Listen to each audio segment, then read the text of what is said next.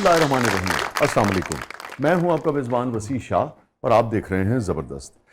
ناظرین، ساری ہی دنیا پاکستانی اس وقت اس منظرنامے سے آگاہ ہے جو کچھ دنیا میں چل رہا ہے، جو کچھ دنیا میں ہو رہا ہے، جنگوں کی جو صورتحال ہے، ہمارے پڑوس میں جو صورتحال ہے، انسان پر جو کچھ بیت رہا ہے، مسلمان پر جو کچھ بیت رہا ہے، اور کیسے انسان نے اپنے حوصلے سے، مسلمانوں نے اپنے حوصلے سے یہ ثابت کیا کہ اسباب کی بے پناہ اہمیت ہوتی ہے، مگر کم اسباب کے ساتھ بھی اگر اللہ پر یقین ہو، توکل ہو اور حوصلہ اور ہمت ہو تو نتائج وہ نکلا کرتے ہیں جو اس وقت دنیا کے سامنے ہے۔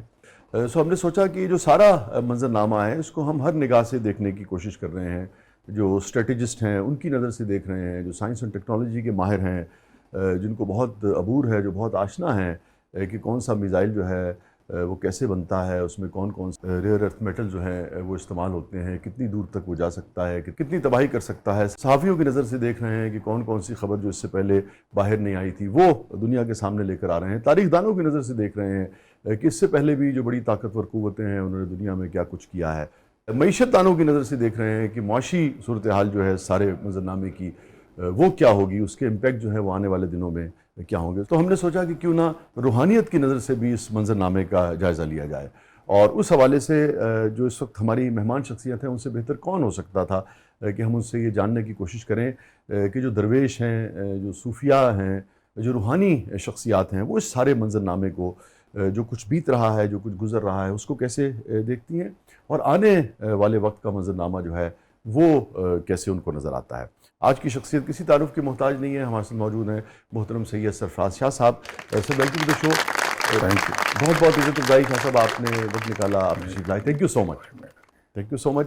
اور بس کہاں سے شروع کریں، یہ فرمائیے کیسے دیکھ رہے ہیں آپ اس سارے منظرنامے؟ ایک عجیب سی بات ہے، ہر ایک کے لیے یہ یقین کرنا مشکل ہو رہا ہے کہ جتنے بھی اب تک ایپیسوڈ چلے، پاکستان خواہ ڈائریکٹلی اس میں انوالو تھا یا نہیں تھا، لیکن اینڈ ریزلٹ اس کا ایک ہی صورت میں آیا کہ اس سے پاکستان کو عزت ملی۔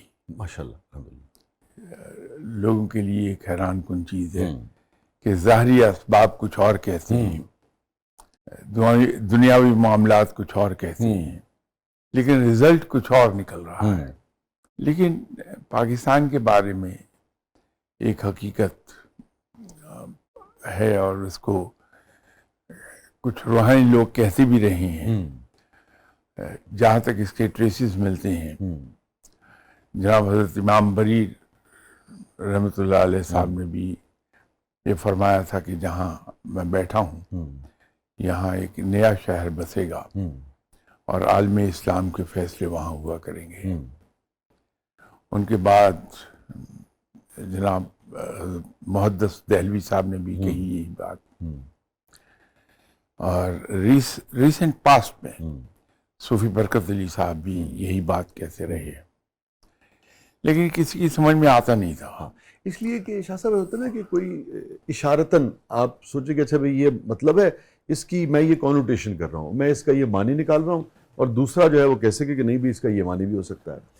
لیکن اگر اب سے 30 برس، 40 برس یا 70 کی دہائی میں، 80 کی دہائی میں کوئی ہستی یہ کہتی ہیں، کوئی شخصیت یہ کہتی ہیں کہ اس خطے میں یہاں پہ دنیا کے فیصلے ہوں گے، تو یہ بالکل پن پوائنٹ کر کے اس کو بیان کرنا، جیسے آج کوئی یہ رپورٹ کر رہا ہو یا آج کوئی یہ بیان کر رہا ہو 70 برس پہلے، یہ بڑی حیرت انگیز بات ہے۔ جو اہل علم ہوتے ہیں یا اہل نظر ہوتے ہیں ان کی ویژن اسی طرح کام کرتی ہے، لیکن وہ وقت کا تعین کوئی نہیں کر پاتا، اس لیے کہ یہ علم اللہ کسی کو نہیں عطا کرتا کہ وقت کا تعین ہو جائے۔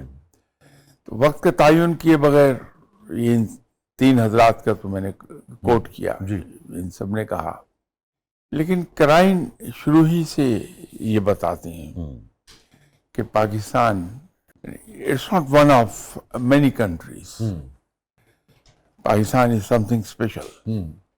ایک واقعہ میرے ساتھ پیش آیا کہ ایک صاحب جو پروفیسر تھے اور ایک بڑی مشہور، دنیا کی بڑی مشہور یونیورسٹی میں پڑھاتے تھے، وہ ایک بار پاکستان تشریف لائے تو انہوں نے خواہش کا اظہار کیا کہ اس نام کا ایک آدمی ہے، اس سے مجھے ملنا ہے. ملاقات ہو گئی تو میں یہ حیران تھا کہ یہ کیوں ملنا چاہ رہے ہیں.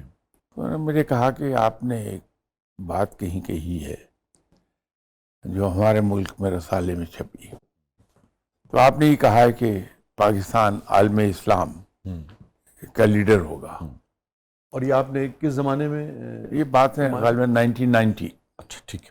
تو اس سے میں سمجھ گیا کہ یہ ہرٹ ہوئے ہیں. ہرٹ بہت ہوئی ہے دنیا اس وقت، یہ بڑا مسئلہ ہے. ابھی ایک چیز ضرور میں آپ سے عرض کر دوں کہ یہ تو اقوام عالم میں پاکستان کی حیثیت اور اس کی عزت کا معاملہ ہے. اللہ مزید بھی انشاءاللہ عزت بخشے گا پاکستان کو انشاءاللہ. لیکن اکنامکلی جہاں ہمارا ایک امیج ڈھہ گیا تھا، اگلے آپ دیکھیں گے 10-11 مہینے کے بعد پاکستان اکنامکلی بھی بڑی تیزی سے اوپر اٹھنا شروع ہو جائے گا انشاءاللہ. انشاءاللہ تعالیٰ. آپ 10-11 سال نہیں کہہ رہے، 10-11 مہینے کہہ رہے ہیں. مہینے عرض کر رہا ویری ہوں. گڈ ماشاءاللہ. اب میرا خیال ہے کہ پروردگار کی نظر عنایت ہو گئی اس ملک پر، اب یہ اپنے کمال کی طرف جائے گا انشاءاللہ. آپ اس موڑ پہ تھے کہ وہ جو امریکن یونیورسٹی کے ایک پروفیسر آپ کے پاس تشریف لائے اور وہ تھوڑا سا یعنی کہ وہ ان کو لگ گئی تھی بات. جہاں تو اب میں اس شش پنج میں تھا کہ ایک تو یہ ہمارے مہمان ہیں اور ایک بدرلی مسلم کنٹری سے تشریف لائے ہیں. پھر سب سے بڑی بات یہ ہے کہ استاد ہیں. تو میں کس طریقے سے یہ بات کہوں کہ انہوں نے کہا کہ یہ آپ نے کیسے کہہ دیا کہ پاکستان لیڈ کرے گا اسلام کے ورلڈ کو. اور 1990 کی بات ہے. 1999 یہ اس لیے بھی اہم ہے کہ اس وقت یہ ہم نے یعنی کہ جو ایٹمی دھماکے تھے وہ بھی نہیں کیے تھے نا. وہ بھی نہیں کیے. ٹھیک. تو میں اس فریم آف مائنڈ میں تھا کہ یہ استاد ہیں، ان کے ساتھ میں بات اس طرح سے کروں کہ احترام بھی مجروح نہ ہو، ان کا دل بھی مزید نہ دکھے، اور میں اپنی بات کو جسٹیفائی کر دوں جس کو یہ ریفر کر رہے ہیں کہ آپ نے ایک جگہ یہ کہا. تو میں نے پھر ان سے ایک عرض کی کہ کبھی آپ غور فرمائیے کہ اس ملک کی بہت سی پیکولیرٹیز ہیں جو دنیا میں کسی اور ملک کے ساتھ آپ کو نہیں ملیں گی. پہلی بات تو یہ ہے کہ یہ ملک ایک شخص واحد نے سنگل ہینڈلی بنایا ہے. ایک سٹیج پہ جا کے یہ کہنا پڑا کہ میری جیب میں سب کھوٹے سکے ہیں. دوسری پیکولیرٹی اس کی یہ ہے کہ اس کو بنانے والا شخص ایک سیکنڈ کے لیے بھی جیل میں نہیں گیا. کبھی ایسا نہیں ہوا کہ کسی ملک کو وجود میں لانے والا شخص جیل نہ کاٹ کے آیا ہو. اور تیسری اس کی پیکولیرٹی یہ ہے کہ اس کے بنانے میں ایک قطرہ لہو کا نہیں بہا. ہاں ہجرت کے وقت بہت خون بہہ گیا لیکن بنانے میں نہیں ہوا. پھر اس کی ایک پیکولیرٹی یہ ہے کہ رائٹ فرام ڈے ون اس ملک کو ایک کافر ملک کے ساتھ 1400 میل کا کامن بارڈر ملا، اور پہلے ہی دن سے اس کے ڈسپیوٹس اس ملک کے ساتھ کھڑے تھے. ہمارے پاس وسائل بالکل نہیں تھے، خالی ہاتھ تھے، حتیٰ کہ تنخواہیں دینے کے لیے ہمیں ملک کے کچھ لوگوں سے کچھ کیش لینا پڑا. یہ بھی اس کی ایک پیکولیرٹی ہے. لیکن یہ سب بے معنی نہیں تھا، اس کے پیچھے بہت کچھ تھا. تو رب تعالیٰ نے جو ایک جنگ میں ہمیں مبتلا کر دیا right from the first year, میں 48 میں ہی ہو گئی تھی 48 کی لڑائی، وہ پلان کا حصہ لگتا ہے. بے سر و سامانی میں ہم لڑے. اگر یہ سب نہ ہوتا تو ہم کبھی اس طرف نہ موو کرتے کہ جیسے تیسے بھی ہم سے ممکن ہوا مسلم ورلڈ کی سب سے بڑی آرڈننس فیکٹری ہم نے سیٹ اپ کر لی. مسلم ورلڈ کی سب سے بڑی اور سب سے زیادہ ویل ٹرینڈ آرم فورسز ہم نے کھڑی کر لی. یہ سب اسی لیے تھا. لیکن جہاں ہم سے غلطی ہوئی تھی، اللہ تعالیٰ کے یہاں ہر چیز میں ایک ترتیب ہے. ہم نے اس ترتیب کو توڑا تھا کہ وہ جو ترتیب توڑی ہم نے وہ اس طرح سے توڑی کہ صحیح جو آرڈر آف پرائرٹی تھا وہ یہ تھا کہ سب سے پہلے منکر خدا ان کو سارٹ آؤٹ کیا جاتا، مشرک بعد میں آتے ہیں. تو ہم نے پہلے مشرک کو ہاتھ ڈالا بجائے منکر کے. بعد میں جب ہم نے منکر کو ہاتھ ڈالا تو وہ بھلے سپر پاور تھا، بھلے اس کے وسائل کچھ بھی تھے، اللہ تعالیٰ نے خود ہمارے لیے اسباب پیدا کیے کہ ادھر ادھر سے مدد آئی اور ہم انسٹرومنٹل ہو گئے اس بات میں کہ اس ملک کو ہم ٹکڑے ٹکڑے کر دیں. اب مشرک کی باری ہے، تو اب جب جنگ ہوگی تو وہ مشرک ملک بھی سارٹ آؤٹ ہو جائے گا انشاءاللہ. اور اس کے بعد پاکستان طاقت پکڑے گا، اور ایسی طاقت پکڑے گا کہ وہ مسلم ورلڈ کا کو لیڈ کرنے لگے گا. میں حیران ہوا کہ اس بات سے وہ ایگری کر گیا ایک دم. پروفیسر صاحب؟ ہاں، پروفیسر صاحب. اور ایگری کر کے کہنے لگے کہ یس صحیح کہہ رہے ہیں آپ. تو یہ سلسلہ پرانا چل رہا ہے.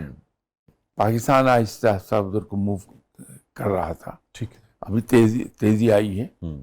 اور ایک چیز اب ہم اللہ کی رحمت پہ بھروسہ کرتے ہوئے پورے یقین سے کہہ سکتے ہیں کہ کوئی دن جاتا ہے کہ پاکستان انشاءاللہ تعالی صف اول میں ہوگا انشاءاللہ. میں شاہ صاحب بریک پہ جانا ہے مجھے، اور واپس آ کے میں آپ سے یہ جاننا چاہوں گا کہ ایک درویش کی حیثیت سے، ایک روحانی معتبر روحانی شخصیت ہونے کی حیثیت سے آپ کیا دیکھتے ہیں، کیا پریڈکٹ کرتے ہیں کہ یہ جو پوری دنیا میں انسانی تاریخ کا تجربہ یہ بتاتا ہے، چاہے عراق وار کو آپ دیکھ لیں، ایران عراق کے معاملے کو دیکھ لیں، لیبنن کے ساتھ آپ دیکھ لیں، تو معاہدے ہو رہے ہوتے ہیں، پھر بیچ میں جنگ شروع ہو جاتی ہے، معاہدے ٹوٹتے رہتے ہیں، بنتے رہتے ہیں، ٹوٹتے رہتے ہیں، اور یہاں تک کہ دیر پا امن آتے آتے، یعنی کہ ایسا امن جو کم از کم کچھ سال تو جاری رہے نا.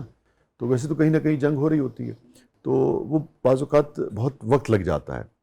اور تو یہ جو سارا گفتگو کا سلسلہ شروع ہوا ہے، اس کو آپ ایک سالڈ، مضبوط، ٹھوس اور دیرپا امن کی شکل میں بدلتے ہوئے کتنا آپ دیکھتے ہیں؟ یا آپ سمجھتے ہیں کہ چیزیں جو ہیں وہ کوئی ایسا موڑ جائیں گی خدا نخواستہ جس کی وجہ سے دوبارہ نقصان جو ہے انسانی جانوں کا ہو؟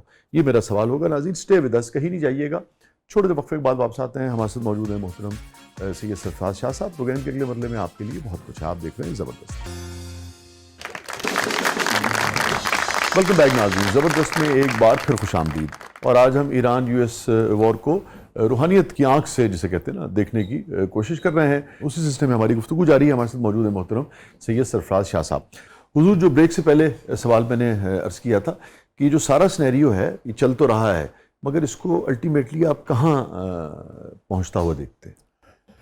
اس میں شاہ صاحب میرا اپنا ایک اس کے بارے میں جو ویو ہے، اس کو آپ کسی بھی اینگل سے کہہ لیجیے. یہ دیر پا امن تو نہیں لائے گی یہ گفت و شنید، لیکن یہ بیسس فراہم کر دے گی. اچھا. کہ لیٹر آن ایک دیر پا امن اسی پر اس کی بنیادیں اٹھ جائیں. لیکن اس میں جو سب سے زیادہ اپریشیٹ کرنے والی بات ہے وہ ہے ایران کی ہمت، اور جس دلیری کے ساتھ اس نے تنہا مقابلہ کیا ہے ایک سپر پاور کا، اور اس کے ساتھ اسرائیل کا، وہ اپریشیٹ ہونا چاہیے. اور ان کی اس دلیری کے نتیجے میں یو ایس بھی تھوڑی سی عقل پکڑ گیا، اور اسرائیل کو بھی اندازہ ہو گیا کہ یہ ان ممالک میں سے نہیں ہے جس کو ہم آسانی سے رون سکیں گے، پوری ریزسٹنس آئے گی. تو اب وہ ایک بار نہیں 2 بار سوچیں گے ایران پر ہاتھ ڈالتے ہوئے. لیکن اس میں وسیع شاہ صاحب ہمیں اسلامک ورلڈ کو تھوڑا سا دیکھنا ہوگا. ایک زمانے میں میں نے ایک کہانی کہیں پڑھی تھی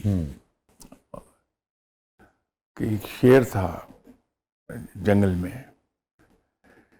وہ رفتہ رفتہ بوڑھا ہو گیا، اور اس میں یہ ہمت نہیں رہی کہ وہ شکار کے پیچھے دوڑ کے اور اس کو زیر کر کے پھر مار کے کھا سکے. تو اب وہ اپنے بڑھاپے کے ہاتھوں مجبور اپنی غار کے منہ پر بیٹھا رہتا تھا.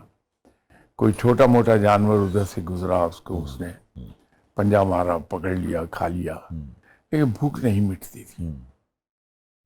تو ایک دن وہ غار کے منہ پر بیٹھا تھا, تو ایک بکری وہاں سے گزری, اس نے اسے پنجہ مارا, پکڑ لیا. اب وہ بکری اس کی منت سماجت کرنے لگی کہ میرے چھوٹے چھوٹے 2 بچے ہیں, بھوکے مر جائیں گے, تو تم مجھے جال لینے دو. تو اس منت سماجت کے نتیجے میں اس کا دل پسیجا, اور شیر نے اسے کہا کہ ٹھیک ہے میں تمہیں چھوڑ دیتا ہوں, لیکن ایک شرط ہے کہ جس ریوڑ کا تم حصہ ہو وہاں سے ہر ہفتے ایک بکری تم مجھے لا کر دے دیا کرو. تو اس بکری نے وعدہ کر لیا. اب ہوا یہ کہ وہ ہر ہفتے ایک بکری کو, اپنی ساتھی بکری کو بہلا پھسلا کے باتوں میں لگا کے اس غار کے منہ پر لے آیا کرے, شیر پکڑے اور کھا جائے. چلتا رہا سلسلہ. ایک وقت آیا کہ بکری اکیلی آئی, وہ دوسرے ساتھی کو نہیں لائی. تو شیر نے اسے کہا کہ بکری کہاں ہے میرے حصے کی؟ اس نے کہا ریوڑ سارا ختم ہو گیا. شیر نے کہا کہ پھر ٹھیک ہے, کم از کم آج کی بھوک تو میں مٹاؤں. اس بکری کو بھی اس نے پکڑا اور کھا لیا. یہ مسلمان اگر اتحاد کی طرف نہیں جائیں گے بڑے پیمانے پر, تو پھر یہ بکری کے ریوڑ والا حال ہو جائے گا. خلیج کے 1-2 ملکوں کو یہ کہانی سنائی جا سکتی؟ خاصا دشوار ہے, خاصا دشوار ہے. اتنی قربت کیوں ہو گئی ہے؟ میں اب نام نہیں لینا چاہتا, مگر 1-2 ممالک کی, خاص طور پہ ایک ملک کی, اتنی قربت اسرائیل سے کیوں ہو گئی ہے؟ فہم رکھنے والے لوگ ہیں. بعض اوقات کہ انسانی فطرت اور انسان کی سائیکالوجی جو اس کا بچپن گزرا ہوتا ہے, وہ حالات سب مل ملا کے اس کی ایک سائیکالوجی بنا دیتے ہیں. اب اسرائیل کا اندر کا حال تو صرف اللہ ہی جانتا ہے کہ وہ کتنا مقروض ملک ہے, اس کی اکانومی کس حال میں ہے. لیکن جس طرح سے اسرائیل نے ریسرچ اینڈ ڈیولپمنٹ میں کام کر کے اپنی ڈیفنس انڈسٹری ایڈوانس کی ہے, اس کو آگے بڑھایا ہے, وہ شاید کچھ لوگوں کو زیادہ بھا جاتی ہے کہ اسرائیل انوینسیبل ہے, فارمیڈیبل فورس ہے. یہ اس سے متاثر ہو کے ان کا خیال یہ ہے کہ اگر ہم اس کے قریب ہو جائیں تو شاید ہم زیادہ بہتر رہیں گے, ویل آف ہو جائیں گے.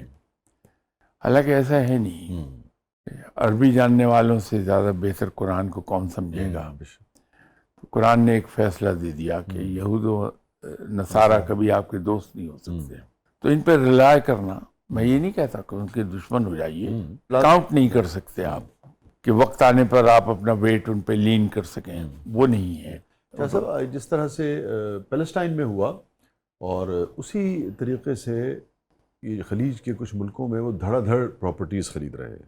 بے شک. اور آج اگر یہ بات نہیں سمجھ میں آئی انہیں, تو 40 سال 50 سال 60 سال کے بعد ڈیموگرافی جو ہے جب وہ بدلنا شروع ہوگی, تو پھر لوگوں کو یہ دن جو ہے وہ یاد آئے گا. یہ ان کو بھی سمجھنا چاہیے, دنیا کو, اور خاص طور پہ پاکستانی اور مسلمانوں کو انہیں سمجھانا بھی چاہیے بات.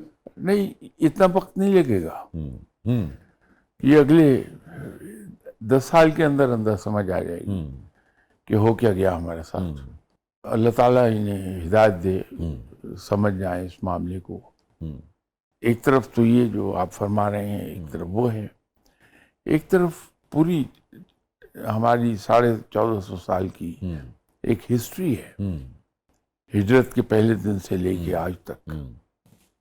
وہ ہسٹری بڑی انکریجنگ کہانی سناتی ہے. وہ میں آپ کی بات بڑی ہوتی شاہ صاحب, وہ میں ایک ہمارے باہر کی جرنلسٹ ہیں, کو بات ہو رہی تھی, تو کہنے لگے کہ یہ جو اسٹریٹ آف ہارمز والا یہ جو پتہ ایران نے استعمال کیا ہے نا, یہ وہ, اور یہ تو بھئی اتنا تو دنیا نے اس طرح سے سوچا نہیں تھا, اور یہ کیسے کیا انہوں نے وہ کیا ہے.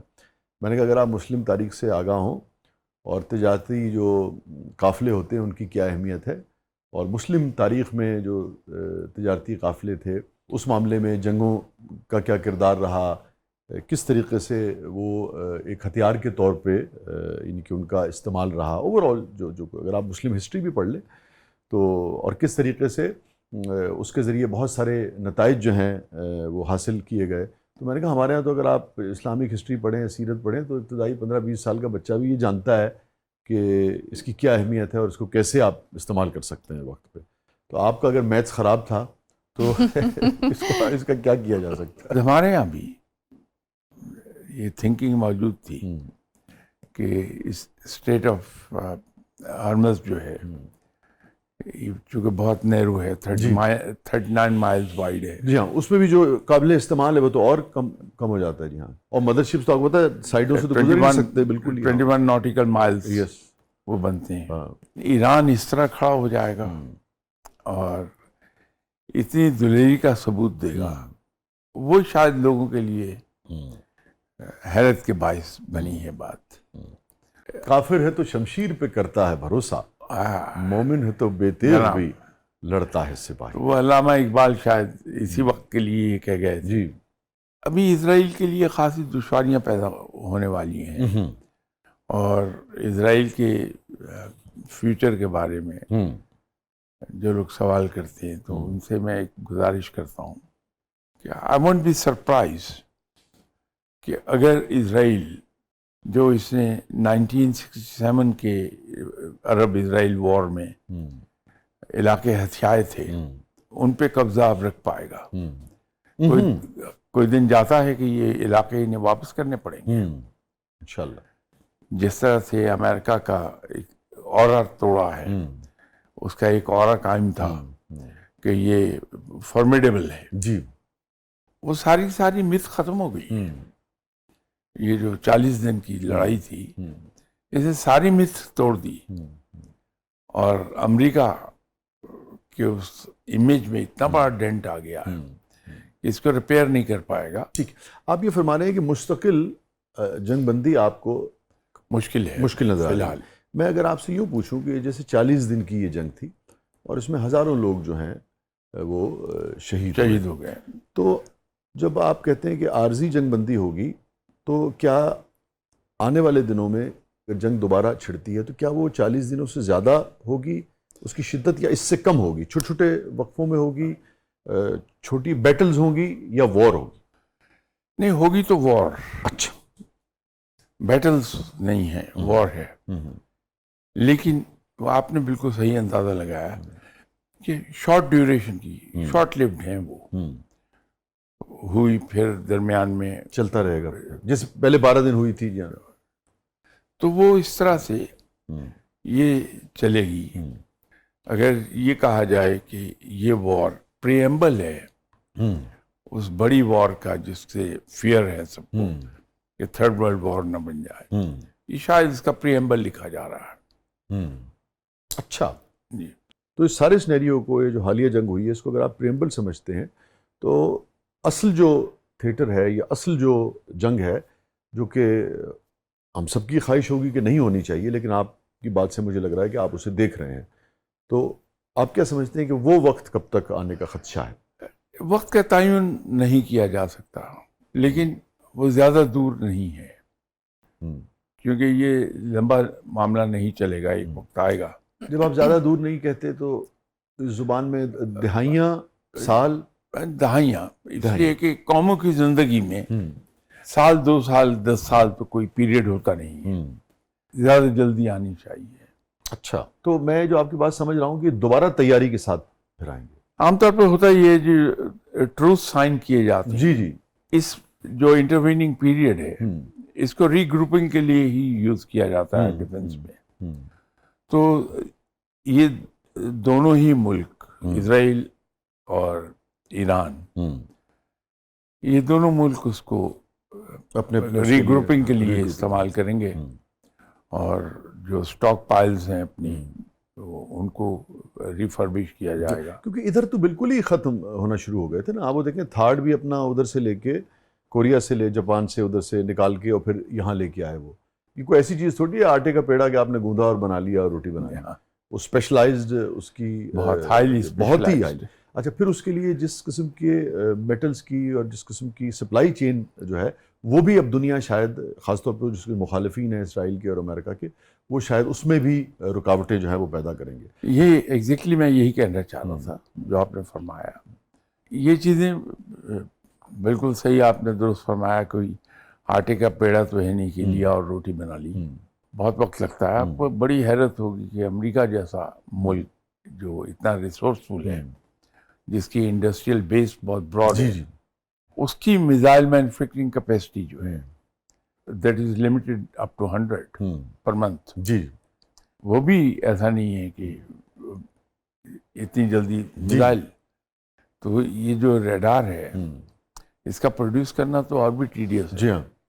اب ہوگا یہ کہ یہ دونوں ملک اسرائیل اور ایران اس انٹرویننگ پیریڈ کو فار ری گروپنگ یوز کریں گے. ٹھیک ہے. اس میں شاہ صاحب آپ کی آنکھ کیا دیکھتی ہے کہ اس ری گروپنگ میں کس کو زیادہ سپورٹ ملے گی, کون زیادہ طاقتور ہوگا؟ دیکھیں نا, یہ بھی کریں گے, ایران بھی کرے گا, مگر جس طرح سے ایران نے فائٹ کی ہے, جس طرح سے ایران نے ثابت کیا ہے, اور پھر رشیا, چائنا اور دیگر ممالک, اور ہم بھی کسی حد تک, پاکستان بھی ابھی تو چونکہ میڈیٹ کروا رہا نا, بٹ ادروائز ایک سپورٹ کے حوالے سے, اور پھر اور بھی بہت سارے ممالک ہیں, تو وہ زیادہ تگڑے ہو کے آئیں گے کچھ عرصے کے بعد, یا آپ کو ایران جو ہے وہ زیادہ ایران تو اسٹینڈ طاقتور نظر آتا ہے؟ ایران اسٹینڈ لے گا. اچھا. وہ انگریزی کا ایک بڑا مشہور محاورہ ہے کہ success has many fathers whereas failure has none. None. Yes. تو ایران نے جو کچھ ثابت کیا ہے اس کے ساتھ زیادہ کھڑے ہوں گے لوگ, خاصی فیورز ون کرے گا وہ. ٹھیک. تو اگر خدا نہ خواستہ راؤنڈ 2 ہوتا ہے, جو کہ آپ سمجھتے ہیں کہ ہوگا, اس میں ایران زیادہ طاقت کے ساتھ آئے گا, بڑی شدت کے ساتھ. ٹھیک. جو تمام لیسنس ان 40 دن کے سیکھے ہوئے ہیں وہ اس میں استعمال کیے جائیں گے. مجھے بریک پہ جانا ہے شاہ صاحب. میں واپس آ کے یہ جاننا چاہوں گا کہ پاکستان کو پرائڈ تو بہت ملا الحمدللہ, اس میں کوئی دو رائے نہیں ہے, اور اس نوعیت کا فخر, اس نوعیت کی کامیابی دنیا کو کم ہی نصیب ہوتی ہے. جو کامیابی حاصل کرنے والا ہے وہ کہہ رہا ہو, اس کے چاہنے والے کہہ رہے ہوں, بلکہ اس کے مخالفین بھی جو ہیں, مطلب پوری دنیا سے لوگ جو ہیں وہ جب بات کریں اور کالم لکھیں, تحریر لکھیں, ٹویٹ کریں, تو اس کا آغاز جو ہے وہ پاکستان سے ہو, اور پاکستان کے جو دوست ہیں ان کے ذکر سے ہو. تو میں یہ جاننا چاہوں گا کہ بہت خوشی کی بات ہے, اور یہ بہت خوشی کی بات ہے کہ انسانیت جو ہے اس کو کچھ سکون ملے, لوگوں کی جانیں بچیں, لوگ اپنے معمولات پہ جا سکیں, اور عورتیں جو ہیں بیوہ ہونے سے بچیں, بچے جو ہیں وہ یتیم ہونے سے بچیں, مرد حضرات کے جو گھر ہیں وہ آباد رہیں ہر جگہ. مگر یہ سب کے بعد یہ پاکستان نے جو اتنی محنت کی ہے, اتنی جو وکٹری ملی ہے, اتنا پرائڈ ملا ہے, اس کے ثمرات پاکستانیوں کو عملی طور پہ, جسے کہتے ہیں ایک فخر کے ساتھ, اس احساس کے ساتھ ساتھ عملی طور پہ ان کی زندگیوں میں کیسے بہتری جو ہے وہ آپ دیکھتے ہیں. اسٹریٹ آف ہارمز کے ساتھ ہی ہم دیکھتے ہیں کہ ہماری بھی جو ساحلی پٹی ہے اس کو آپ فیوچر میں کیسے دیکھتے ہیں, اس ایریا میں جو شورشیں ہیں اس کو آپ کیسے دیکھتے ہیں, افغانستان کے ساتھ جو ہمارا بارڈر تھوڑا سا گرم ہو گیا تھا اس کو آپ کیسے دیکھتے ہیں. ادھر انڈیا جو ہے وہ بالکل جسے کہیے کہ زخم جو ہے وہ چاٹ رہا ہے, اس کو سمجھ ہی نہیں آ رہی کہ کیسی کیسی زبان آپ دیکھیں. 2 لوگوں نے حالیہ تاریخ میں ایسی زبان استعمال کی ہے جو کہ تھڑے پہ بھی لوگ اب استعمال کرنے سے گریز کرتے ہیں اگر معززین وہاں بیٹھے ہوں, ایک ٹرمپ نے اور ایک جے شنکر نے. اس والے سے میں جاننے کی کوشش کروں گا کہ اس سارے منظرنامے کو آپ کیسے دیکھتے ہیں, عام آدمی کو اس کے فوائد کب ملیں گے. ناظرین اسٹے ود اس, کہیں نہیں جائیے گا, چھوٹے سے وقفے کے بعد آپ سے. ویلکم بیک ناظرین, زبردست میں ایک بار پھر خوش آمدید. شاہ صاحب جو عام پاکستانی ہے, جو بہت خوش ہے, بہت فخر محسوس کر رہا ہے, اطمینان محسوس کر رہا ہے کہ پاکستان کو یہ فخر حاصل ہوا کہ لاکھوں لوگوں کی جانیں بچانے میں پاکستان نے اپنا کردار ادا کیا, اور میں پاکستانی ہوں, میں وہ پاکستانی ہوں جس کا بھی حصہ اس کے اندر کہیں نہ کہیں شامل ہے. مگر اب یہ جو پیٹرول ہے, جو اس کے بچے کی فیس ہے, جب وہ ہاسپٹل جاتا ہے وہاں پہ اس کے پاس دوائیوں کے پیسے نہیں ہیں, اس کے پاس اچھی سواری نہیں ہے, اس کے پاس بہت اچھا لباس نہیں ہے, یہ سب بھی تو اس کی خواہش ہے. تو اس کامیابی کو, اس فخر کو کیسے کیپٹلائز کر سکتے ہیں ہم کہ اس کی زندگی میں بھی کچھ بہتری آئے؟ شاہ صاحب 2 چیزیں ہمیشہ سائڈ بائی سائڈ چلتی ہیں. ایک مالی خوشحالی ہے اور دوسری عزت ہے. بے شک. اور یہ چوائس انسان کی ہے کہ ان دونوں میں سے کس کو سلیکٹ کرتا ہے. واہ. جو 60 کی دہائی تھی اس میں مجھے ٹریول کرنے کا اتفاق ہوا کہ میں اس وقت اسٹڈی کر رہا تھا. بھپنا ہماری پاسپورٹ کی عزت تھی، قدر تھی، لوگ ہاتھوں ہاتھ ہمیں لیتے تھے. لیکن پھر رفتہ رفتہ یہ کم ہونا شروع ہو گئی. آپ بھی باہر ٹریول کرتے رہتے ہیں دوسرے ملکوں میں، میرا بھی جانے کا اکثر اتفاق ہوتا ہے. تو پاکستان کا جو پاسپورٹ ہے کوئی بہت زیادہ ویلکم پاسپورٹ نہیں رہ گیا تھا. اب سفر کریں گے تو انشاءاللہ میں منتظر ہوں کب سفر ہوگا. میں ادھر ہی آ رہا تھا کہ اب وہ صورتحال چینج ہو جائے گی. مئی کے واقعے بعد کافی جی اف اتنی دنیا خوش تھی اور اتنی تعظیم ملی کہ بس اب اور زیادہ ملے گی انشاءاللہ. جہاں عزت ملتی ہے پھر وہاں مالی حالات ٹھیک ہونے شروع ہوتے ہیں. پروگرام کے شروع ہی میں نے آپ سے ایک عرض کی تھی کہ جہاں تک مالی خوشحالی کی بات ہے یہ معاملہ صرف اب 10-11 مہینے کا ہے. اچھا انشاءاللہ. ہاں. اس کے بعد مالی لحاظ سے پاکستان بہت مضبوط ہونا شروع ہو جائے گا اور اس کے ثمرات عام آدمی کو ملیں گے. جی. لیکن ایک چیز ہمیں یاد رکھنی چاہیے کہ جو ملکوں کی کنٹریز کی اکانومی ہے جب اس میں کہیں کوئی پرابلم آ جاتی ہے تو جس طرح اس خرابی کے اثرات آہستہ آہستہ down the line trickle down ہوئے ہوتے ہیں، اسی طرح جب بہتری آتی ہے تو وہ ثمرات آہستہ آہستہ نیچے آتے ہیں. مگر امید بننا شروع ہو جائے گی. نظر امید ہی نہیں، آپ کو یقین رکھنا چاہیے کہ اللہ تعالیٰ کرم کرنے والا ہے پاکستان پہ. تو بڑا تھوڑا وقت رہ گیا انشاءاللہ. یہ ہم سب اس وقت بات کر رہے ہیں جس کو محاورتاً کہتے ہیں گڈی گڈی کی، لیکن ہمیں ایک جگہ بہت کوشیس رہنے کی ضرورت ہے. وہ ہے ہمارا مشرقی پڑوسی. اس سے ہضم نہیں ہو رہی ہے بات. آپ میڈیا کے آدمی ہیں، آپ نے دیکھا ہوگا ان کا میڈیا کس طرح بہیو کر رہا ہے. افسوس ہوتا ہے کہ کوئی اتنا تڑپ رہا ہے. بازاری ایٹیٹیوڈ سے بھی 2 ہاتھ آگے چلا گیا. انڈیا کے اندر انہیں پاکستان کی سکسیس سے زیادہ جو چیز تنگ کر رہی ہے وہ ہے جس تکبر سے وہ ہمیں چیلنج کرتے تھے. یہ خود آپ نے بھی سنا ہوگا، میں نے بھی سنا، اگرچہ اس کو ریپیٹ کرنا تکلیف کا باعث ہے، کہ وہ ہمیں باقاعدہ تانے دیتے تھے کہ آپ لوگ اتنا کرتے ہیں، آپ تو صرف 1 ہفتے کی مار ہیں، تو آپ گلوبل میپ پر نہیں رہیں گے. استغفر اللہ. یہ تکبر ان کا انہیں زیادہ تنگ کر رہا ہے بنسبت اس ساری چیزوں کے جو پاکستان کو سکسیس مل رہی ہے. ان کا پرائڈ ٹوٹا ہے بڑی بری طرح. اور مجھے لگتا ہے شاہ صاحب آپ اس پہ ضرور روشنی ڈالیے گا. مجھے ایک طالب علم کی حیثیت سے لگتا ہے کہ جیسے فرد کا تکبر پسند نہیں ہے اللہ تعالیٰ کو، ایسی قوم کا کسی قوم کا بھی تکبر، چونکہ یہ تو اس کی چادر ہے نا کبریائی. جو تکبر کہیں بھی ہو، کسی جگہ کسی فارم میں ہو، وہ رب تعالیٰ کو قابل قبول نہیں ہے، اس لیے کہ یہ صرف تکبر صرف اور صرف رب کو سزاوار ہے. جب یہ مئی کا واقعہ ہوا تھا تو میں نے ایک عرض کی تھی کہ ہمارے آرمڈ فورسز تو جانتی ہیں یہ چیز، مجھ سے کہیں بہتر جانتی ہیں، لیکن ایز اے لے مین میں اس وقت بھی وارن کر رہا تھا کہ انڈیا وایا افغانستان آئے گا، اور وہ ہو گیا. انڈیا براہ راست بھی آنے میں ہچکچاہٹ نہیں محسوس کرے گا، بلکہ آئی وش کہ انڈیا چھیڑے پاکستان کو، پہلے سے زیادہ ہزیمت اٹھائے گا، پہلے سے زیادہ بے عزتی کروائے گا، یہ بڑی بری مار پڑے گی. وہ اس کو سمجھتا ہے. اور آپ کیا دیکھتے ہیں، آپ کو کیا لگتا ہے کہ انڈیا کوئی حرکت کرے گا یا نہیں کرے گا؟ بالکل کرے گا. کرے گا. اس کو کتنے عرصے میں آپ دیکھتے ہیں؟ وہ زیادہ دیر نہیں ہے. اچھا. اور افغانستان والا جو بارڈر ہے اس کو آپ کیسے دیکھتے ہیں؟ افغانستان کا بارڈر کچھ عرصے میں ٹھنڈا ہونے والا ہے. اچھا ٹھیک ہے انشاءاللہ. وہ انشاءاللہ تعالی اللہ ہم پہ مہربانی فرما دے گا، ہماری وہ سائڈ محفوظ ہو جائے گی انشاءاللہ. اور یہ جو دہشت گردی کی شکل میں پاکستان کو ڈی اسٹیبلائز کرنے کی کوشش کی جاتی ہے، اس کو کیسے دیکھتے ہیں آنے والے دنوں میں آپ؟ یہ زیادہ تر تو افغانستان سے جی ادھر initiate سے ہی ہوتی ہے، زیادہ تر آتا ہے. جی ہاں. اور کروانے والا انڈیا ہے. ہوں. لیکن ہمیں ایک چیز نہیں بھولنی چاہیے کہ سچائی سامنے آ کے رہتی ہے، رب تعالیٰ لے آتا ہے. اب یہ دیکھیے کہ درمیان میں ہمارا مغربی پڑوسی، وہاں بھی انڈیا کے لیے بڑی خیر سگالی کے جذبات تھوڑی دیر کے لیے پیدا ہو گئے تھے، اور پاکستان جی. کے لیے مشکلات تھیں. لیکن رب تعالیٰ نے ثابت کر دیا. اسی طرح افغانستان کے ذریعے انڈیا پلے کر رہا ہے. افغانستان بھی سونر اور لیٹر ریئلائز کر لے گا ٹھیک ہے.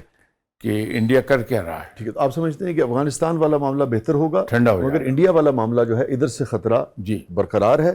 اوکے. بلوچستان کا جو ہمارا علاقہ ہے، وہاں جو شورش ہے، وہاں جو سب کچھ ہے، چونکہ پھر وہاں سے جو کچھ بلوچستانی پاکستانی جو کچھ پاکستان گین کر سکتا ہے، اس میں رکاوٹ آتی ہے اس سب کے باعث. اس کو آپ کیسے دیکھتے ہیں؟ دیکھیے یہ چیزیں سیٹل ہو جائیں گی. ایسا نہیں ہے کہ پاکستان کے لیے کوئی بڑی مشکل وہاں کریٹ ہو جائے. اچھا. انشاءاللہ سیٹل ہو جائیں گی، کیونکہ جو ہی افغانستان میں سکون ہوتا ہے وہ چیزیں خاصی حد تک خود بخود دبیں گی. ٹھیک ہے. پاک ایران جو گیس پائپ لائن ہے، اس کا فیوچر آپ کیا دیکھتے ہیں؟ اس کا پاکستان کو فائدہ اٹھانا چاہیے. اچھا. اس وقت پاکستان اس پوزیشن میں ہے. ہاں اس وقت تو بس لاگے لگا دیں، کھول دیں. ہاں ٹرمپ اور کہتے ہیں اس کے بعد کہ 20 سال کا معاہدہ ہو گیا، اب کوئی سینکشن نہیں ہو سکتی. ٹرمپ کو اس وقت ہم نکیل ڈال سکتے ہیں، اپنا کام اس سے لے سکتے ہیں. ہمارے ارباب اقتدار کو ٹرمپ سے کروا لینا چاہیے، جو ہمارے پر پریشر بلڈ کر کے اس نے اسے رکوا دیا تھا. یہ پہلے ہی فرمائیے کہ مڈ ٹرم الیکشن کے بعد آپ ٹرمپ کو دیکھتے ہیں سیٹ پر یا نہیں دیکھتے ہیں؟ میری دعا یہ ہوگی کہ ٹرمپ دوبارہ آ جائے. اس کی وجہ ہے کہ امریکہ کو زوال کی طرف بڑی تیزی سے لے جانے کے لیے کر سکتا اس آدمی کی وہاں موجودگی بڑی ضروری ہے. As long as he is at the helm of affair, وہ helm of affair پہ یہ بندہ زوال کی طرف بڑی تیزی سے لے جائے گا. ٹھیک ہے. یہ تو آپ کی خواہش ہوگی نا، دیکھ کیا رہے ہیں آپ؟ نہیں میں تو کہہ رہا ہوں میری دعا ہے، خواہش نہیں ہے. ٹھیک نہیں، لگ کیا رہا آپ کو؟ نہیں یہ نہیں آئے گا. نہیں آئے گا. امپیچمنٹ ہوگی ٹرمپ کی کہ نہیں؟ امپیچمنٹ بھی نہیں ہوتی. امپیچمنٹ نہیں ہوگی مگر الیکشن ہار جائے گا. الیکشن ہار جائے گا، کمزور ہو جائے گا بالکل. تو یہ جو اونچ نیچ ہے ان کے مزاج میں، پاک امریکہ جو تعلقات ہیں، پاک ٹرمپ جو تعلقات ہیں، یہ ایسے ہی رہیں گے یا اس میں، چونکہ وہ تو کسی وقت بھی نظر پھیر لیتا ہے، بدل جاتا ہے، خوش ہوتا ہے، خفا ہو جاتا ہے؟ ٹرمپ صاحب کے بارے میں سبھی لوگ ایک غلط فہمی کا شکار ہیں. ان کا مزاج سوداگرانہ ہے. نہیں یہ غلط فہمی کے شکار ہیں یا یہ حقیقت ہے؟ حقیقت یہ ہے کہ اس کا مزاج سوداگرانہ ہے. جی اسی نے تو مروا دیا ہے. تو سمجھتا ہے کہ ساری دنیا ریل اسٹیٹ کے تحت. اس سے مروایا نہیں، یہاں غلط فہمی ہے. نہیں امریکہ کو مروا دیا. وہ تو اللہ نے کرنا ہے، امریکہ کو زوال آنا ہے، وہ تو آ رہا ہے. مگر قدرت کا قانون ہے نا، کہیں ٹرمپ صاحب کی بات کرتے ہیں آپ، مگر قدرت کا قانون ہے نا، کوئی نہ کوئی ٹرمپ تو چاہیے ہوتا ہے نا، اس کے ذریعے کرواتی ہو. یہ جان بوجھ کے پلانڈ وے میں یہ میڈ مین تھیوری استعمال کر رہا ہے. دوسروں کو یہ یقین دلا رہا ہے کہ یہ پاگل ہے. You can expect any thing out of ہم. وہ جو میڈ مین تھیوری ہے، لکیلی ایران اس کو ایک حد تک سمجھ گیا. ہم لوگ ابھی اسی خوش فہمی میں ہیں کہ وہ پاگل ہے. وہ اس تھیوری کا بینیفٹ لے رہا ہے، ایک خوف طاری کر رہا ہے. پاگل کچھ بھی کر سکتا ہے، پاگل ہے کچھ کر رہا ہے. تو وہ جو میڈ مین تھیوری ہے اس کو وہ استعمال کرتا ہے بہت سوچ سمجھ کے. یہ غلط فہمی ہے ہماری کہ وہ آج کچھ کہہ رہا ہے کل کچھ کہہ رہا ہے. وہ جان بوجھ کے اس کا پلانڈ ہے. وہ ٹھیک. یہ اسٹریٹ آف ہرمز پہ جو کچھ ہو رہا ہے یہ ابھی لمبا چلے گا، اس کی پوری خد و خال واضح ہوتے ہوئے کچھ وقت لگے گا کہ اصل میں اس پہ کس طریقے سے ٹول ہوگا، نہیں ہوگا، کتنا ہوگا، کیسے برقرار رہے گا، سارا سلسلہ رہے گا. مگر جو بھی یہ شکل اختیار کرتا ہے حتمی طور پہ کچھ عرصے کے بعد، جو پاکستان کی ساحلی پٹی ہے، کراچی ہے، پورٹ قاسم ہے، گوادر ہے، اور پھر چونکہ یہ کنیکٹڈ ہے سارے کا سارا چائنا سے اور ان کے سی پیک سے اور BRI سے، اس سارے سینیریو کو آپ کیسے دیکھتے ہیں؟ اس کا کوئی بینیفٹ ہماری پورٹس کو بھی ہوگا یا یہ ہے کہ نہیں ہوگا؟ بہت بڑا بینیفٹ ہوگا. اچھا. 60s میں بلکہ ایون mid 70 تک کراچی ایئرپورٹ یہ گیٹ وے آف ایسٹ کہلاتا تھا. ہماری ہاربر ایک ہب کا کام کر رہی تھی. تمام جہاز وہاں آ کے ریفیلنگ ریفارمیشن سب کرتے تھے. ہماری اپنی غلطیاں تھیں, کسی کا اس میں کوئی سازش نہیں تھی, کچھ نہیں تھی, کہ ہم نے کچھ اس طرح کی پالیسیز بنانی شروع کی کہ ایئر لائنس نے پریفر کیا کہ دبئی جو بہت زیادہ سہولتیں آفر کر رہا تھا, lending and take of charges بڑے کم تھے, پارکنگ چارجز جہازوں کے بہت کم تھے, اس کو یوز کیا جائے. تو رفتہ رفتہ وہ ہو گیا, بزنس ادھر چلا گیا. ہم اپنی بیوقوفی کی وجہ سے اس سے محروم ہوتے چلے گئے. اب وہاں یہ ہے کہ جو کچھ تباہی آئی ہے گلف اسٹیٹس میں بھی اور مڈل ایسٹ میں بھی, ان کو ری بلڈ ہوتے ہوتے کچھ وقت لگ جائے گا, اور اتنی دیر انشاءاللہ تعالی آلٹرنیٹ جو بنے گا وہ کراچی ایئرپورٹ اور کراچی پورٹ بن جائے گی. اس سے ہمیں بینیفٹ مل جائے گا. ہمارے یہاں کوئی ذرا زیادہ دور اندیشی سے ہم کام نہیں لیتے, لیکن اگر اس وقت تھوڑا سا ہم ہوش سے کام لے لیں تو دوبارہ سے تمام ٹریفک جو فار ایسٹ کو جا رہی ہے وہ ساری کی ساری ادھر آ سکتی ہے. کراچی کوئی نئی جگہ نہیں ہے ایئر لائنس کے لیے, یا جو شپنگ لائنز ہیں ان کے لیے. صرف ضرورت اب اس وقت یہ ہے کہ ہم ہوشیاری سے دوبارہ ان کو ادھر کھینچ لیں کہ ہمیں اپنی فیسلٹیز میں اضافہ کرنا پڑے گا. کچھ جو ہمارے چارجز بڑے ہائی ہیں ان کو تھوڑا سا لوور کر کے. اچھا, انہوں نے ایک بہت اچھا کام کیا, ایک ٹرانسشپمنٹ کے جب ضرورت پڑی نا تو گوادر میں بھی اور کراچی میں بھی اس وقت انہوں نے بہت اچھا ڈیسیژن لیا کہ انہوں نے جو اپنے چارجز تھے وہ انہوں نے بالکل ہائی نہیں کیے, بلکہ کچھ سادہ, میں اس سے زیادہ کیا کہوں, ہلکوں نے کہا کہ تو ٹائم تھا پیسہ بنانے کا اور یہ اور وہ, تو وہ ان کو میرے خیال میں اندازہ نہیں تھا کہ ایک لانگ ٹرم اسٹریٹجی کے لیے جب آپ ٹریفک کو لاتے ہیں تو آپ کچھ آفر کرتے ہیں. اس کا نتیجہ یہ ہوا کہ ایک دنیا آئی, جب وہ آئی تو ان کو اندازہ ہوا کہ ان کے پاس فیسلٹیز بھی ہیں, ان کے پاس سارے یہ ہینڈل کر سکتے ہیں, گوادر میں بھی اور کراچی میں خاص طور پہ. تو اس مرتبہ تو یہ اچھا ڈیسیژن لیا گیا. اس سارے تناظر میں تفصیل میں نہیں جاؤں گا. پاک سعودیہ تعلقات کا فیوچر آپ کیا دیکھتے ہیں؟ بہتر ہوں گے. کوئی رنجش کوئی نہیں وہ نہیں رہے گا, وہ جنم نہیں لے گی, جنم نہیں لے گی, یہ بہتر ہو جائے گا. اور پاکستان اور یو اے ای کے تعلقات, اس کے لیے تھوڑی ہمیں محنت کرنا پڑے گی. اچھا, we'll have to work on it. اور جو ہمارے لوگ وہاں رہتے ہیں, یعنی کہ ہمارا تقریباً 6 سے 7 پہلے 6-7-8 ادھر سے آتا ہے سعودیہ سے, 6-7-8 بلین ڈالر ادھر سے آتا ہے, اور پیسہ کم آتا ہے زیادہ آتا ہے ایک الگ بات ہے, مگر ہمارے لوگوں کا روزگار وہاں وابستہ ہے, لاکھوں یو اے ای میں بھی اور سعودیہ میں بھی.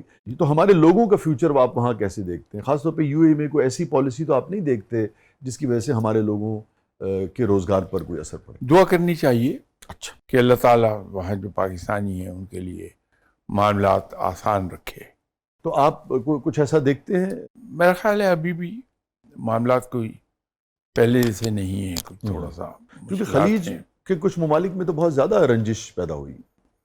رنجش کے علاوہ جو ایٹیٹیوڈ ان کا ہمارے وہاں لوگ کام کر رہے ہیں, اللہ تعالیٰ کرے کہ وہ بہتر رہے. یہ جو جی سی سی ہے اس کا فیوچر آپ کیسے دیکھتے ہیں, جو خلیجی قائم رہے گا. اچھا, اس کو کچھ نہیں ہوتا, کیونکہ ان میں بھی تو ایک دراڑ آئی ہے نا, آپس میں بھی کافی آئی ہے, لیکن وہ میرا خیال ہے ایسی دراڑ نہیں ہے جو مینڈ نہ ہو ان کی. اچھا, یہ ضرور ہو جائے گا کہ ان کی پالیسیز میں فرق آئے گا. اچھا, ایک دوسرے کے ساتھ جب اس وقت تو تقریباً ایک سی پالیسیز چل رہی ہیں, اس میں فرق آ جائے گا. یمن جو ہے اس کی اہمیت ابھی لوگوں کو, اگین وہ میتھس جو نہیں کرتے ان کو اندازہ نہیں ہے باب المندب کا, یا اس کا بھی تو پہلی بار دیکھنا انہوں نے شروع کیا, وہ تو اس سے بھی زیادہ اس کے اثرات جو ہیں وہ گہرے ہیں, لہٰذا اس کی سگنیفیکنس بھی کہیں بڑھ گئی ہے اب. اور چونکہ اب تو ایک ڈیمونسٹریٹ ہو گیا نا کہ اگر آپ اسٹریٹ آف ہارمز کو یا کسی بھی تجارتی رستے کو, راہداری کے اوپر اگر آپ کا کنٹرول ہے تو پھر آپ بڑے بڑے یعنی کہ بڑے بڑے ویپن سے زیادہ اس کا اثر جو ہے آپ ڈال سکتے ہیں دنیا پہ. اور اس سے باقاعدہ آپ مطلب اس میں سب سے بڑا ہتھیار جو استعمال ہوا ہے وہ اسٹریٹ آف ہارمز جو ہوا ہے. یہ الگ بات ہے کہ اس کو استعمال کرنے کے لیے آپ کو ان ہتھیاروں کی طاقت جو ہے وہ چاہیے تھی. تو اس کے بعد یمن, اور یمن کی موجودگی میں پھر یو اے کے ساتھ اور سعودیہ کے ساتھ جو ان کے تعلقات ہیں، سارا سینیریو ہے، اس کو آپ کیسے دیکھتے ہیں؟ دیکھیے، دشمن اس وقت کوشش یہ کرے گا کہ یمن کے معاملے کو مزید الجھا دیا جائے، لیکن لکیلی ترکی اس میں تھوڑا سمجھداری سے کام لیتا ہے، اور سعودی عربیہ بھی شاید اب ریسٹرینٹ رکھے ایک، لیکن امریکہ کی اور اسرائیل کی بھرپور کوشش ہوگی کہ یمن کے ایشو کو فلیئر اپ کروا دے۔ ٹھیک، ان کا انجام کیا آپ دیکھتے ہیں کہ کیا کوئی ایسا چیپٹر دیکھیے، کھل انجام سکتا تو ہے؟ ایک ہے، وہ تو میں نے عرض کیا کہ اب انشاءاللہ تعالی آپ مسلمانوں کو اوپر اٹھتے ہوئے دیکھیں گے، اور پاکستان ان سے کہیں زیادہ بہتر حالت میں آ رہا ہوگا۔ یہ جو سب کچھ ہوا ہے اس میں تو ڈے ون سے جانتے ہیں، ایک یہ اندازہ تھا کہ چائنا جو ہے وہ ڈسکریٹلی سپورٹ کرے گا، پاسبل نہیں ہے کہ اس کی سپورٹ کے بغیر، اسباب کے بغیر صرف اور صرف حوصلے سے کوئی بھی کام ہو جا سکے نا، کوئی بھی کام جو ہے وہ لیا جا سکے، کوئی بھی جنگ جیتی جا سکے۔ اور جس طرح سے پاکستان نے، جب آپ کو آپ کے دوست سپورٹ کرتے ہیں، آپ کے ساتھ کھڑے ہوتے ہیں، مگر جب آپ پرفارم کرتے ہیں، آپ ثابت کرتے ہیں کہ ہاں مجھ میں یہ اہلیت ہے، لڑنے کی بھی اہلیت ہے اور مجھے صلح کرانے کی بھی اہلیت ہے، مجھے اسٹریٹجکلی بھی، سفارتی طور پہ بھی، جنگ کے حوالے سے بھی، اس سارے سینیریو کے بعد پاکستان اور چائنا کے تعلقات، چائنا آج کیسے دیکھتا ہے پاکستان کو؟ چائنا کے لیے شاید یہ خوشی کا سبب ہوگا کہ میرا جو پارٹنر ہے، دوست ہے، وہ مضبوط ہو رہا ہے اور اس کی سے بڑھ رہی ہے انٹرنیشنل لیول پہ، اس کا بینیفٹ اس کو ملتا ہے چائنا کو۔ تو اس لیے پاکستان جہاں اس کے لیے پہلے اہم تھا، بہت اہم ہو گیا۔ آپ دیکھیں نا، یعنی کہ صرف وار کے بعد جو چائنیز جو ویپنری ہے، جو ان کی وہ ہے، اس کے جو جس طرح سے شیئر اوپر گئے، تو ایک تو بالکل یعنی کہ ایسا کون ثابت کر سکتا تھا؟ یہ پاکستان نے کمال کر دکھایا تھا۔ یس، اس وار کے اندر بھی جس طرح سے آوازیں اٹھ رہی ہیں کہ چائنیز ٹیکنالوجی استعمال ہوئی، یہ ہوا یہ اس کے لیے مارکیٹ بڑھاتا ہے۔ سی پیک کو آپ کیسے دیکھتے ہیں؟ میرا خیال ہے کہ وہ اٹس نیئرنگ کمپلیشن۔ تو اس میں آپ اور انویسٹمنٹ دیکھتے ہیں چائنا کی؟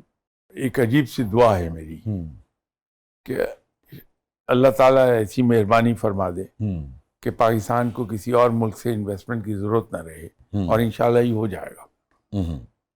Pakistan will be at its own انشاءاللہ۔ مگر کن ایریاز میں آپ کو؟ میں اکنامک کی بات کر رہا ہوں۔ نہیں، اکنامک میں کس ذریعے سے ہوگا؟ آپ کس ذریعے سے دیکھتے ہیں اس کے؟ دیکھیے، عزت جو ملی پاکستان کو، کبھی کسی نے یہ ذرائع سوچے بھی نہیں تھے۔ اسی طرح پاکستان کے جو زیر زمین ذخائر ہیں، اچھا، وہ کام آئیں گے پاکستان کے۔ ٹھیک ہے۔ اور میں تہہ دل سے میری دعا ہے کہ پاکستان کو کہیں جا کے کسی سے انویسٹمنٹ لینی نہ پڑے۔ اللہ مہربانی فرمائے، یہ اپنے ہی وسائل پر بھروسہ کر لے انشاءاللہ تعالی، انشاءاللہ۔ تو جیسے نیٹو کی طرز کا کوئی ایسا اتحاد، یا EU کی طرز کی کوئی آپ، یا جیسے جی سی کا آپس میں وہ ہے، اس طرح کا کوئی اپنا آپ دیکھتے ہیں شکل؟ Not in foreseeable future. اچھا، ادھر کو ابھی ہم نہیں آئیں گے۔ ایک وقت آئے گا کہ آہستہ آہستہ ایک ایک دو کر کے اس بانڈ میں بندنے لگیں گے، اور ہو سکتا ہے کہ ربع صدی کے بعد کہیں کوئی ایسا اتحاد وجود میں آ جائے۔ ٹھیک ہے۔ لیکن ابھی اب جس سطح کا تعاون ہے یہ جاری رہے گا؟ جی، تعاون بڑھتا جائے گا، بلکہ بڑھتا جائے گا انشاءاللہ۔ رشیا اور پاکستان کے تعلقات کو آپ کیسے دیکھتے ہیں؟ چونکہ بہرحال انڈیا کی جڑیں تو آج بھی وہاں ہیں، وہ قریب بھی ہیں، ان کے بہت سارے مفادات بھی ہیں، بہت سارا ان کا اسلحہ جو ہے وہ بھی آج بھی رشین ہے، پوری طرح سے شفٹ نہیں ہوا ہے۔ تو رشیا اور پاکستان کے تعلقات کو آپ کیسے؟ نہیں، میرا نہیں خیال کہ رشیا اور پاکستان کے کبھی بہت پرجوش تعلقات ہو جائیں گے۔ گرمجوشی رہے گی لیکن پرجوش نہیں ہوتے۔ اسرائیل جو ہے، چونکہ پہلے بھی کھٹکتا تھا پاکستان، اور جو بھی ان کا منصوبہ تھا وہ نیتن یاہو نہیں ہوگا تو اور بہت سارے زائنسٹ جو ہیں وہ وہاں اسی کو جھنڈے کو آگے لے کے چلنے کی کوشش کریں گے۔ وہ کیسے ری گروپنگ کرتے ہیں، کیسے اپنی طاقت کو دوبارہ اکٹھا کرتے ہیں، وہ ایک الگ بحث ہے۔ مگر ان پر بھی اب یہ ثابت ہو گیا کہ جو کچھ وہ پاکستان کے بارے میں سوچتے تھے اس سے کہیں زیادہ پاکستان جو ہے وہ مضبوط ہے، اور اس سے کہیں زیادہ اس کا اثر ہے، تو وہ کھٹکے گا بھی زیادہ۔ اس معاملے میں اسرائیل کی سازشیں یا جو رویہ، پھر چونکہ بہت لانگ ٹرم پلاننگ کرتا ہے، آپ کو یاد ہوگا ابھی بھی وہ جیسے پیجر والا جو معاملہ ہوا تھا، تو 10-15-20 سال کی پلاننگ ان کے لیے کوئی پلاننگ نہیں ہوتی ہے نا. اس سارے سینیریو کو آپ کیسے دیکھتے ہیں؟ وہاں سے کیا کیا ہو سکتا ہے پاکستان کے خلاف؟ دیکھیے اسرائیل جو کچھ کر سکتا ہے یہ تو ہو نہیں سکتا کہ اسرائیل براہ راست حملہ کر سکے پاکستان پہ. وہ آؤٹ آف کوشچن سمجھ لیجیے اس کو. لیکن اس کی بیک پر انڈیا موجود ہے. یہ گٹھ جوڑ ہے انڈیا اور اسرائیل کا. ایک کوشش کرے گا اسرائیل کہ ہمیں تنہا کرتا جائے کسی طرح, ہمیں ایک جگہ کھڑا نہ ہونے دے.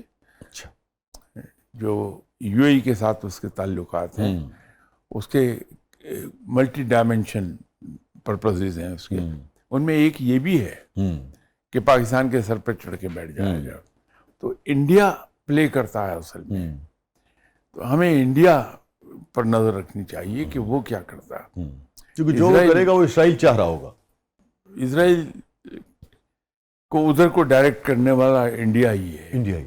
اچھا, تو انڈیا کے بارے میں محتاط رہنے کی ضرورت ہے. اور پاکستان میں جو پولیٹیکل سٹیبلٹی ہے, جو ہمارے جو ہاؤس ہے, اس کا فیوچر آپ کیسے دیکھتے ہیں؟ اس میں وقت لگے گا. ابھی کتنا وقت آپ دیکھتے ہیں؟ یہ گریجولی ٹھیک ہوگا, اوور نائٹ تو ٹھیک نہیں ہوگا. لیکن جو دوسرا ہمارا سورنگ پوائنٹ تھا, وہ اکانومی تھی ہماری, وہ انشاءاللہ ٹھیک ہو جائے گی. وہ انشاءاللہ. اس جنگ میں ہم نے دیکھا کہ آہستہ آہستہ کچھ لوگوں کے اپنا پوائنٹ آف ویو رہے, پھر آہستہ آہستہ سب کو یہ ادراک ہوا کہ نہیں, پاکستان ہے اور پاکستان کے ساتھ ہی کھڑا ہونا ہے. مگر دیکھنے میں یہ آیا کہ جب چیزیں سیٹل ہو جاتی ہیں تو دوبارہ لوگ اپنی اپنی جو بھی سیاسی وابستگی ہے آہستہ آہستہ اس کی طرف چلے جاتے ہیں. تو وہ تو یہ لگتا تھا کہ قوم بہت تقسیم ہے اس سارے سینیریو سے پہلے.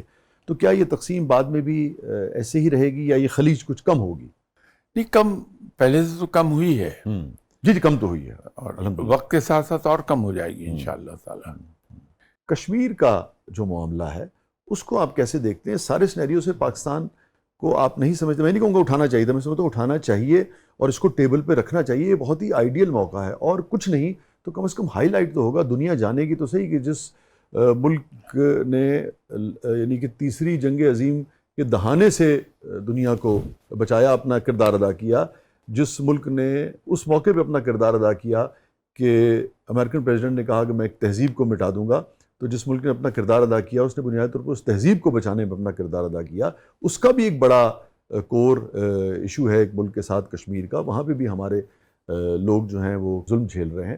اس سارے سینیریو کو آپ کیسے دیکھتے ہیں؟ وزیر شاہ صاحب, آپ ایک چیز تو یقین کر لیجیے کہ انڈیا بات چیت کے ذریعے انسان بننے والا نہیں ہے. انڈیا اگر کشمیر دے گا تو طاقت سے ہی دے گا, اس کے بغیر ایسا نہیں, نیگوشیشن آؤٹ آف کوشچن. جب آپ طاقت کہتے ہیں تو طاقت کے اثر سے دے گا, اثر بھی تو ہوتا ہے نا, طاقت کا ایک اپنا اثر ہوتا ہے, امپیکٹ ہوتا ہے, اور وہ پنجابی کہتے ہیں مارے نلو ترایا چنگا, یا آپ سمجھتے ہیں کہ باقاعدہ اس کا عملی اظہار کرنا پڑے, باقاعدہ آرم کلیش. اچھا, اس کے بغیر انڈیا نہیں دے گا. اچھا, یعنی کہ طاقت کی شکل میں ہونے والے مذاکرات کی صورت میں نہیں, وہ نہیں, وہ اس کی سمجھ میں نہیں آئیں گے. اگلے 20 سال میں پاکستان کو کس نوعیت کی پاور کے طور پہ آپ دیکھتے ہیں؟ یہ ذرا سا جواب حیران کن ہے. یہ اکنامک پاور بن کے ابھرے گا انشاءاللہ. یہ حیرت انگیز چیز ہے. بہت بہت شکریہ سرفراز شاہ صاحب. آپ کو جب بھی ریکویسٹ کریں آپ بڑی شفقت فرماتے ہیں, بہت عزت افزائی فرماتے ہیں, بڑی مہربانی, اور وقت دیتے ہیں. ہمارے لیے بہت یہ فخر کی بات بھی ہے, خوشی کی بھی, اطمینان کی بھی, اور ہمیشہ کی طرح بہت کچھ نیا جاننے اور سیکھنے کو ملتا ہے. بڑی مہربانی آپ کی. Thank you so much, thank you so much, بہت بہت شکریہ آپ تشریف آوری کا. ناظرین, یہ تھا آج کا زبردست. اپنے فیڈ بیک سے ہمیں آگاہ کیجیے گا, اور ہم نے کہا بھائی سارے ماہرین جو ہیں وہ اپنی اپنی جو شعبے کی مہارت ہے اور اس کے ذریعے ساری سینیریو پر نظر ڈال رہے ہیں, تو کیوں نہ روحانیت کی آنکھ سے بھی سارے سینیریو کو دیکھا جائے. ویسے یہ جو لوگ بالکل ہی مانتے نہیں تھے روحانیت کو بھی, جذبوں کو بھی, حوصلوں کو بھی, وہ کہتے تھے نہیں اسباب ہی ہیں, اور بس تو پر اپنا بندوق اور بم اس کے بغیر ہو ہی نہیں سکتا, اس کے پاس 4 ہیں تمہارے پاس 2 ہیں, تم کیا کر لو گے. یہ کیا سوچتے ہوں گے آج کل؟ نہیں, یہ حیرت تو سب کو ہے. جیسے سب سے بڑی حیرت اس وقت ہوئی تھی جب ابھینندن صاحب ہمارے قبضے میں آئے. اس کے بعد جو مئی میں جو کچھ ہوا, اس نے بہت بڑا شوق دیا تھا ایسے تمام لوگوں کو جو اسباب کے اس میں، لیکن اس کو بھی کچھ لوگوں نے کریڈٹ دے دیا کہ جو ایکوپمنٹ ہے ہمارا، اب یہ جو کچھ ہوا اس میں تو کوئی ایکوپمنٹ ہم نے یوز نہیں کیا.